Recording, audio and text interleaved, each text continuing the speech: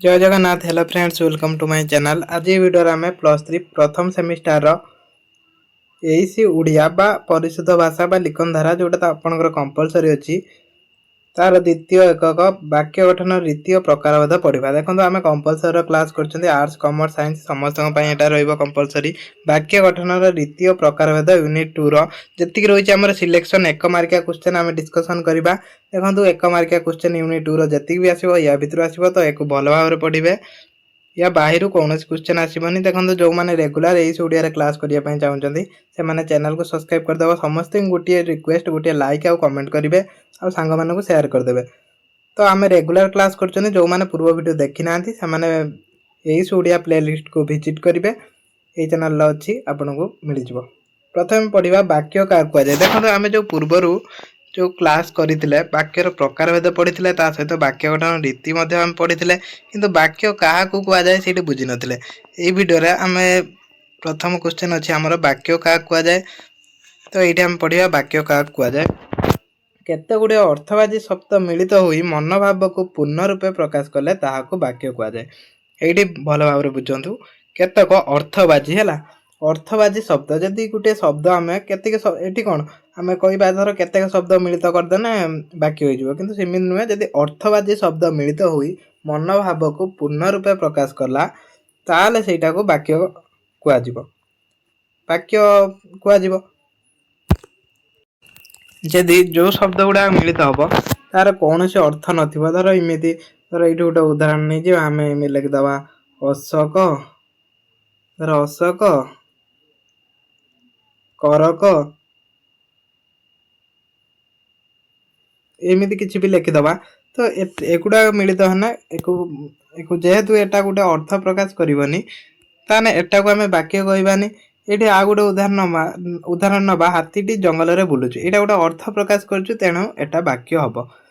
तो से भाई वाक्य क्या कहुए केते गुड़े अर्थवादी शब्द मिलित होई मनर भाव को पूर्ण रूपे प्रकाश कले ताहाको वाक्य कहुए। मन रखिए यहाँ भल भाव में मन रखिथे। आउे जो डेफिनेशन बा इंट्रोडक्शन तो आम से वीडियो पढ़ी जोटा एक्सप्लेन वीडियो थिला आमर। तो आपण मैंने देखी ने।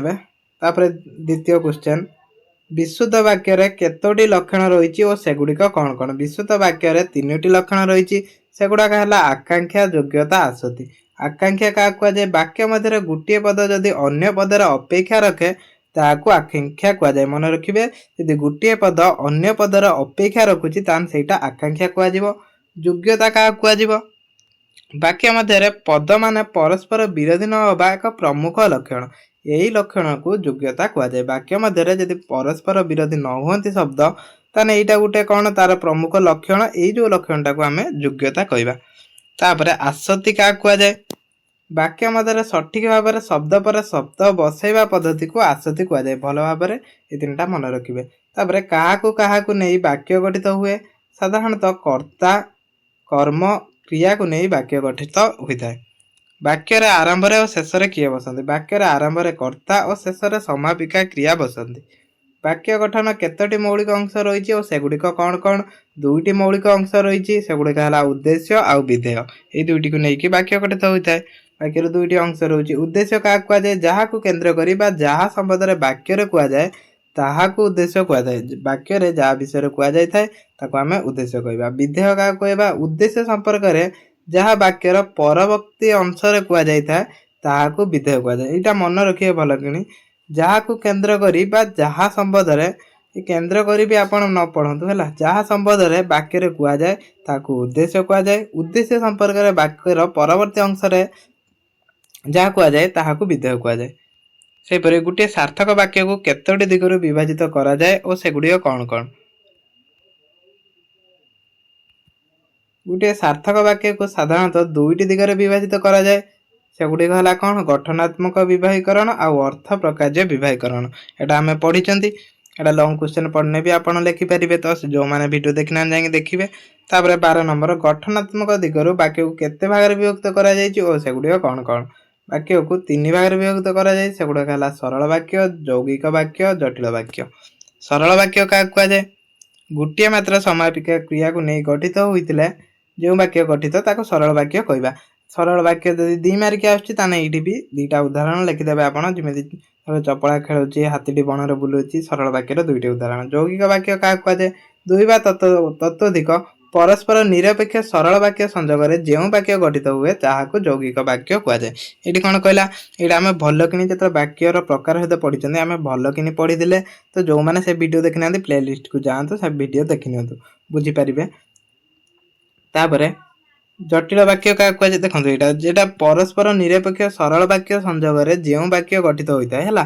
ପରସ୍ପର ନିରପେକ୍ଷ ମାନେ ଗୋଟେ ବାକ୍ୟ ଅନ୍ୟ ବାକ୍ୟର କୌଣସି ସମ୍ପର୍କ ରଖୁନଥିବ, ମାନେ ତାକୁ ନିରପେକ୍ଷ ଥିବ, ତାହାକୁ ଯୌଗିକ ବାକ୍ୟ ଆମେ କହିବା। ଜଟିଳ ବାକ୍ୟ କାହାକୁ କୁହାଯାଏ? ପରସ୍ପର ସାପେକ୍ଷ ହେଲା। ଏଇଠି ପରସ୍ପର ନିରପେକ୍ଷ ଥିଲା। ଦେଖନ୍ତୁ এই যে যৌগিক বাক্যরে পরস্পর নিরপেক্ষ লা, কিন্তু এটা কোণ কহিলা এটি পরস্পর সাপেক্ষ 2 বা ততোধিক খণ্ড বাক্য মিলନରେ যে বাক্য গঠিত ହୁଏ ତାହାକୁ জটিল বাক্য କୁହାଯାଏ। তারপরে অর্থগত প্রকাশ দিগরু বাক্যକୁ কেতে ভাগରେ বিভক্ত କରାଯାଇଛି ଓ ସେଗୁଡିକ କ'ଣ କ'ଣ?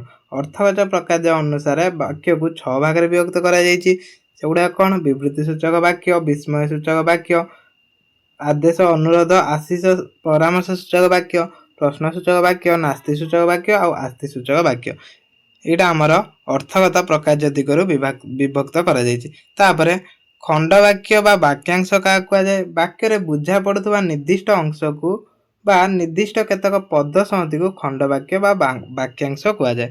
ବିବୃତ୍ତି ସୂଚକ ବାକ୍ୟ କାହାକୁ କୁହାଯାଏ? ନିର୍ଦ୍ଦିଷ୍ଟ ବିଷୟକ ବିବୃତ୍ତି ବା ବକ୍ତବ୍ୟ ପ୍ରକାଶ କରୁଥିବା ବାକ୍ୟକୁ ବିବୃତ୍ତି ସୂଚକ ବାକ୍ୟ କୁହାଯାଏ।